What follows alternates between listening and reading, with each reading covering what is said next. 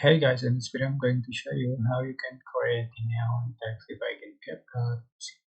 So first go to media and select library, select screen, add to the track and go to text, select full text. You can adjust for the duration and assembling with the text duration and change for text.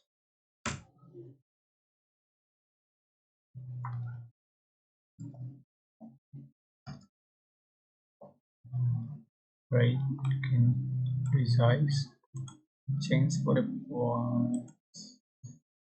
font style and make font color, font size. Right upper down, select the clips, right click and create column clip. Alright.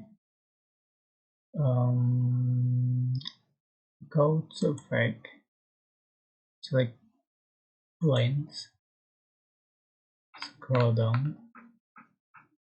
Sorry, you can select my clip, scroll down, and you can find now not line.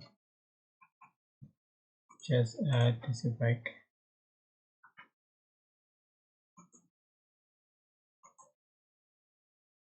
Where you can change what it's frame. Here we go. I hope this tutorial was helpful for you guys. Don't forget to like, comment, share, and also subscribe. Thank you so much for watching.